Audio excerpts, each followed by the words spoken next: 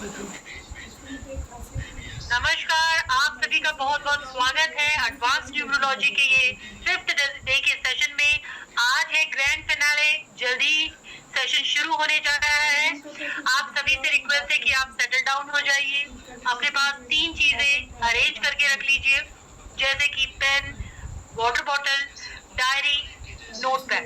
ये चीजें अपने पास अरेंज करके रख लीजिए ताकि सेशन के बीच में आपको कहीं उठ के जाने की जरूरत ना पड़े। एंड तब तक आप सेटल हो जाइए। थोड़ी देर में गुरुजी को आमंत्रित करके हम सेशन की शुरुआत करने जा रहे हैं। आज है ग्रैंड फिनाले, कुछ नया आपको सीखने को मिलेगा, कुछ नई लर्निंग आपके नॉलेज बैंक में एनहांस होने जा रही है। तो स्टे ट्यून। और मैं चैट सेक्शन में आपका सबसे पहले वेलकम कर दूं, स्वागत कर दूं। क्योंकि इधर की एरिया से कहीं नहीं करते,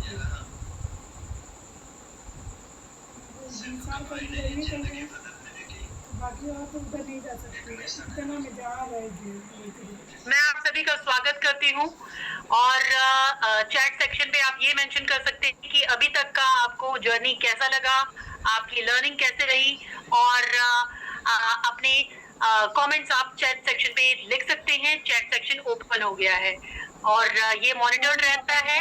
एडमिन टीम इसे मॉनिटर करती रहती है कि आपके कमेंट्स क्या आ रहे हैं। तो क्रॉस टॉक की जगह मैं रिक्वेस्ट करूंगी गुरुजी के प्रश्नों का आप आंसर करें, अपने आंसर्स उसमें मेंशन करें। क्वेरीज है तो क्वेरीज मेंशन करें। तो यहाँ पे आप अपने सजेशन मेंशन कर सकते हैं, क्वेरीज मेंशन कर सकते हैं और अपना एक्सपीरियंस अभी तक का जो रहा है वो मेंशन कीजिए। Thank you.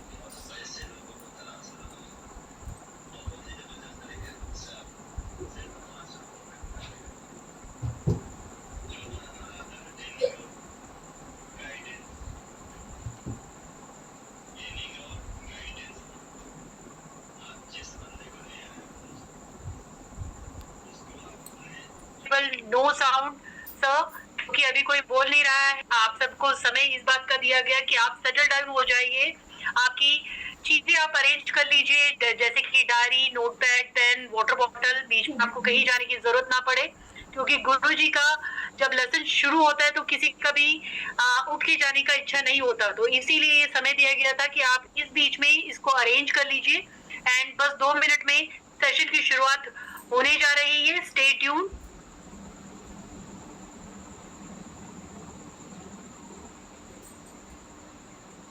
विवेक साठे जी ने मेंशन किया first time I joined. Okay Vivek ji, आज का क्लास और सेशन देख करके आपको लगेगा कि आपको पहले ज्वाइन कर लेना चाहिए था, क्योंकि बहुत इंफॉर्मेटिव होने जा रही है सेशन। एंड आप भी सारी चीजें रेडी कर लीजिए जैसे कि इंस्ट्रक्शंस मिली हैं। अभी मैंने थोड़ी देर पहले ही इंस्ट्रक्शन दी है कि आपकी diary, copy, pen, water bottle सब रेडी रहना चाहिए। एंड पार्टिसिपेंट जुड़ते जा रहे हैं, बहुत अच्छा है। बहुत आलोक सिन्हा जी कहते हैं class recording is not available. आपको फर्स्ट 2 डेज की रिकॉर्डिंग दी गई है। पहली रिकॉर्डिंग जो है वो यूट्यूब की है और सेकंड रिकॉर्डिंग जो है वो डायरेक्ट लिंक की है, और दोनों ही पे क्लिक करके आपको वो अवेलेबल हो जाती है। आपके बेसिक के ग्रुप में ही शेयर की गई है और कंटिन्यूअसली 2 दिन भेजी गई है। आपको पीछे स्क्रॉल करना पड़ेगा आलोक जी। आपको आई एम श्योर पिछले लास्ट 2 डेज कई स्टूडेंट्स ने मेंशन किया है कि उनको रिकॉर्डिंग मिली है, उन्होंने रिकॉर्डिंग देखी है। आप भी स्क्रॉल कीजिएगा एंड आपको भी मिल जाएगी। अदरवाइज आप जो नंबर्स मेंशन होंगे उस पर कॉल करके भी अपना क्वेरी शेयर कर सकते हैं। Will support you. समय हो चुका है, गुरुजी को आमंत्रित किया जाए कि आज की क्लास, आज की ग्रैंड फिनाले की शुरुआत की जाए।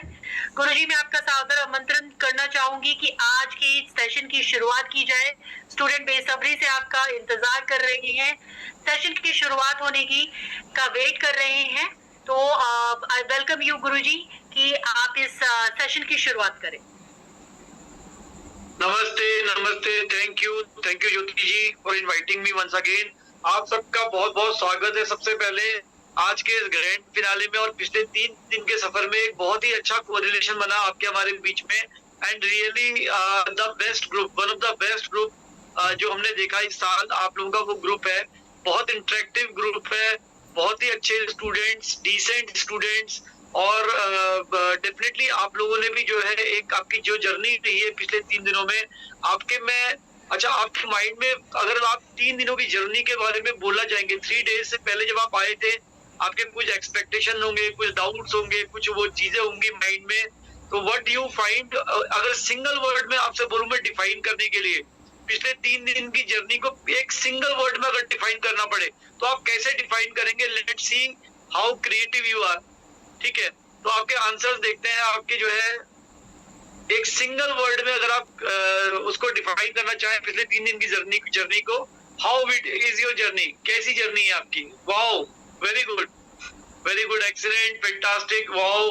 I need answer from each one of you. अगर आपको लगा है वास्तव में इसमें कुछ बात है, कुछ डिफरेंस आया है आपकी लाइफ में, बहुत बढ़िया, amazing, wow. People are feeling wow feeling is there, profound, fantastic, very nice, awesome, fantastic, one word, only one word, yes, excellent, fantastic knowledge, very nice, excellent। तो अभी बहुत सारे लोगों के आ गए हैं, ठीक है, wonderful, very nice, numerologistic, very fine, very great, number one number, ocean of knowledge, awesome, great, बहुत ही क्रिएटिव से आंसर्स आ रहे हैं, शानदार।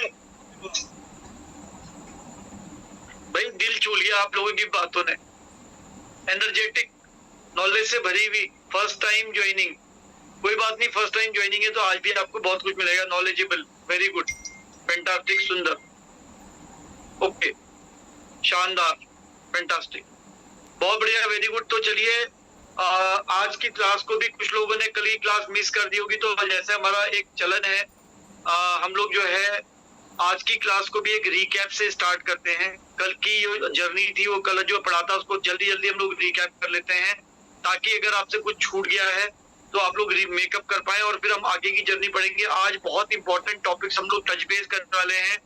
आज टॉपिक्स टच बेस करने वाले हैं उसमें मोबाइल न्यूमरोलॉजी एक टॉपिक है, दूसरा उपाय, कौन सी रेमेडीज, क्या वेदों में कौन सी रेमेडीज लिखी थी जो अभी अवेलेबल नहीं है, और उस समय में जिस समय हमारी देश सोने की चिड़िया हुआ करती थी, किन रेमेडीज को करके जो है उस समय लोग जो है, ये हमारा देश जो है, आपको मालूम है जो आप कलर्स पहनते हैं, आज तो हम लोग बाहर के विदेशों के ब्रांड के कलर्स पहनते हैं, डू यू नो ये कलर कहां से आया, किसने ये कलर खोजा?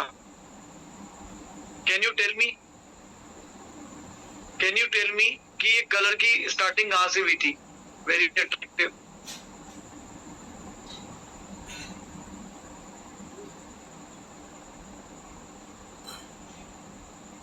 हाँ, मिसिंग रेमेडीज बताएंगे, चिंता मत कीजिए। यस, तो कलर्स की इन्वेंशन जो है आपके भारत से ही हुई है, आपकी भारत से ही हुई है, ठीक है। और इसके अलावा जो है अच्छा, मेरा एक हम्बल रिक्वेस्ट आप लोगों से ये है कि अपना वीडियो ओपन कर लीजिए। इसके इमीडिएट बाद हम लोग ना एक एक्टिविटी करेंगे, जब हम रिकैप करेंगे, रिकैप के बाद एक्टिविटी करेंगे। ज्योति जी आप अपने काम में लग जाइए, और इमीडिएट इसके बाद जो है colours came from vegetables, very good, India से ही इंट्रोड्यूस हुए कलर्स, बाकी लोग व्हाइट पहनते थे वेस्टर्न कंट्रीज, उस समय इंडिया का जीडीपी सबसे ज्यादा हुआ करता था, ठीक है। स्पाइसेस, कलर सब यहीं से इंट्रोड्यूस हुए हैं वर्ल्ड में। चलिए आगे चलते हैं, तो मैं स्क्रीन शेयर कर रहा हूं। ज्योति जी स्क्रीन शेयर हो रहा है? जी गुरु जी। फैंटास्टिक,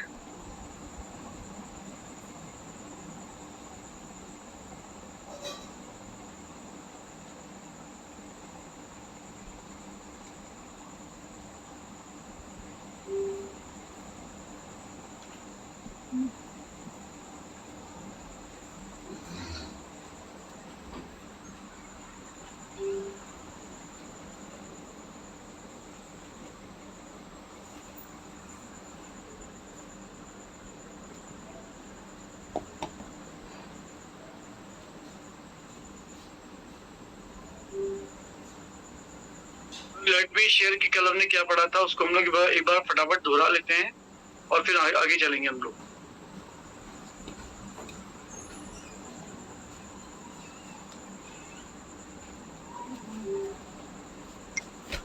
मैगी को बनाया अभी पढ़ा रहा अपनी बेटी को सैनिक सैनिक सैनिक तभी से बुलवा रहा था, लिखवा रहा था। ओके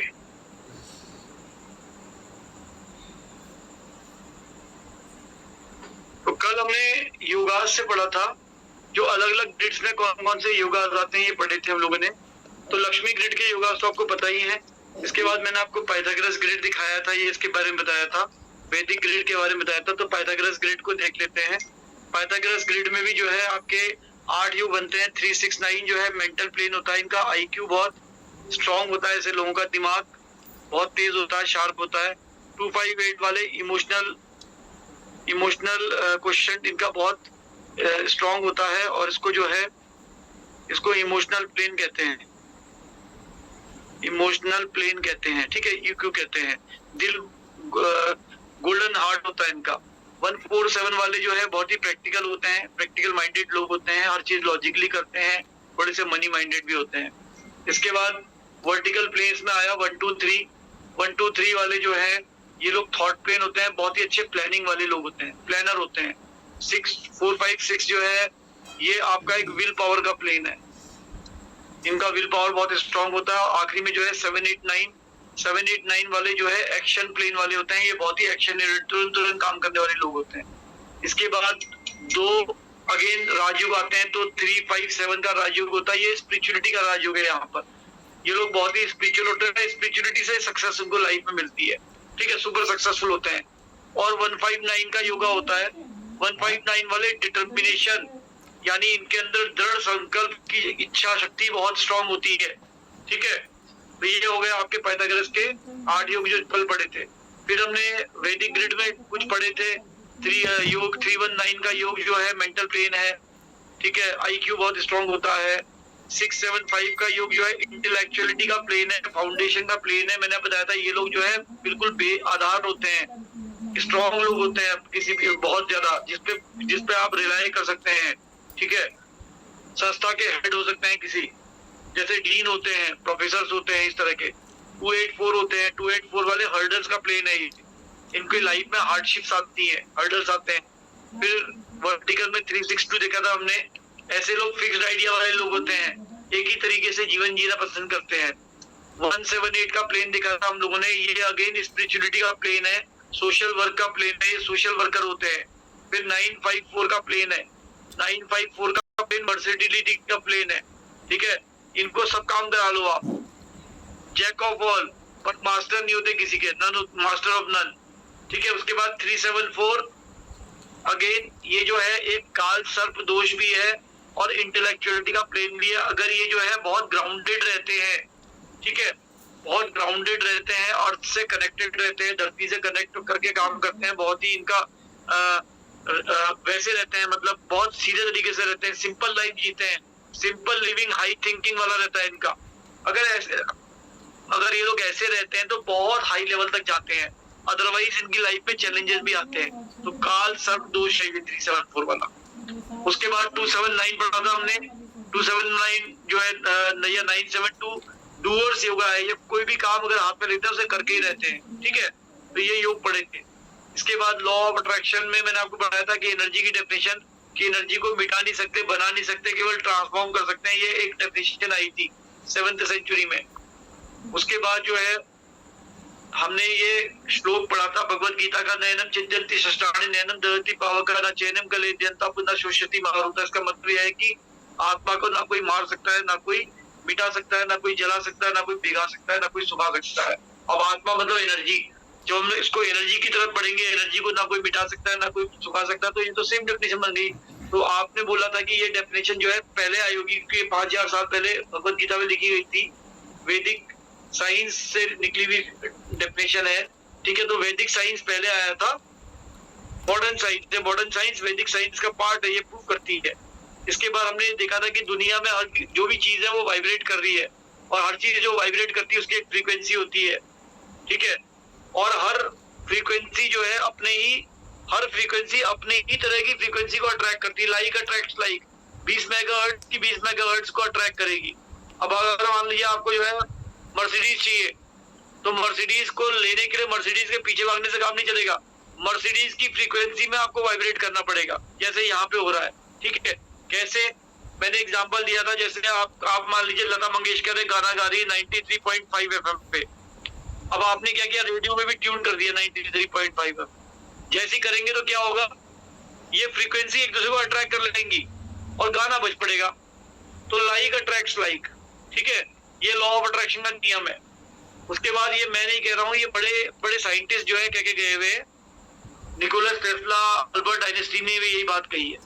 फिर हमने ये देखा था कि दुनिया में हर चीज की फ्रीक्वेंसी अलग है, रेडियो की, टीवी की, सैटेलाइट की। तो मैंने आपसे पूछा था कि अगर सबकी चीज अलग अलग फ्रीक्वेंसी है तो मनी, रिलेशनशिप, करियर और हेल्थ इशू जो भी आपके आ रहे हैं, क्या इसका भी कोई फ्रीक्वेंसी से कोई रिलेशन होगा? आपने कहा बिल्कुल इनकी भी फ्रीक्वेंसी होगी, और इनको भी लाइफ में लाने के लिए हमें सेम फ्रीक्वेंसी से ही अट्रैक्ट करना पड़ेगा, ठीक है। पर ऐसा होता नहीं, क्योंकि सबकॉन्शियस माइंड में बैरियर्स होते हैं। तो फिर हमने आपको ये बताया था कि भाई आजकल लॉ ऑफ अट्रैक्शन में सिखाते हैं कि कोई भी चीज डिमांड करो, डिमांड करने से क्या होता है, आप उस फ्रीक्वेंसी को अट्रैक्ट कर रहे हैं अपनी लाइफ में। आपने कहा मुझे मर्सिडीज चाहिए, तो आपने फ्रीक्वेंसी अट्रैक्ट करी है, ठीक है। उसके आप बिलीव करो वो आपके पास आ गई है, फील करो कि आप उसको चला रहे हैं, आप उसको आपके पास है, वो आपकी हो चुकी है, आप फील करो उसको। जब आप ऐसा करते हैं तो वो चीज आपको रिसीव भी हो जाती है फ्रीक्वेंसी। अब है नहीं है, कोई जरूरी नहीं है यहाँ पर, लेकिन अगर आप फील करके तो आ जाएगी। लेकिन ऐसा होता नहीं है। ऐसा क्यों नहीं होता है? क्योंकि सबकॉन्शियस माइंड में आपके बैरियर्स होते हैं। वो बैरियर्स क्यों होते हैं?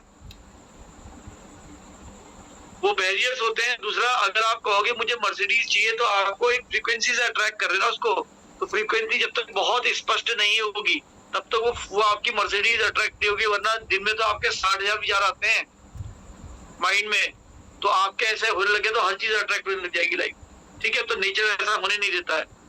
तो आपकी फ्रीक्वेंसी अगर स्पष्ट होगी तो ही आपकी तरफ वो चीज अट्रैक्ट होगी, ठीक है। अगर फ्रीक्वेंसी छोटी है, टूटी हुई है, ठीक है, कॉन्ट्रैक्टेड है, सिकड़ी हुई है, तो कोई भी चीज अट्रैक्ट करने की पावर उसके अंदर होगी नहीं। जैसे कि मोबाइल के सिग्नल होते हैं, जब वो टूटे हुए होते हैं आपको आवाज सुनाई नहीं देती, ठीक है।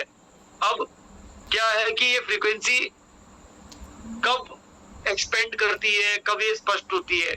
जब आप जो है लव के फॉर्म में, एनलाइटमेंट के फॉर्म में, पीस के फॉर्म में, विलिंगनेस के फॉर्म में, इन फॉर्म्स में होते हैं। लेकिन उसी समय अगर आप एंगर के फॉर्म में हैं, ठीक है, और आप डिलेमा के फॉर्म में है, डर के फॉर्म में है, ग्रीफ के फॉर्म में, तो ये फ्रीक्वेंसी क्या हो जाएगी, सिकुड़ जाती है। अब मैंने आपको कल बताया था कि हमारा जब भी कोई काम खराब होता है ना, तो एक संग बहुत सारे सीरीज से काम खराब होते हैं, और हम लोग क्या होता है, घबरा जाते हैं, क्या हो गया लाइफ में जी। फ्रीक्वेंसी कहाँ पहुंच जाती है? यहाँ पहुंच जाती है। जब तक ये फ्रीक्वेंसी यहाँ नहीं आएगी, लाइफ में चेंज नहीं आएगा। और पंडित जी के पास जाते हैं, वो और डरा देते हैं, ठीक है, अरे मंगल खराब, अरे ये खराब, पैसे लेने के चक्कर में काम तो सही होता नहीं, पैसे वो चले जाते हैं।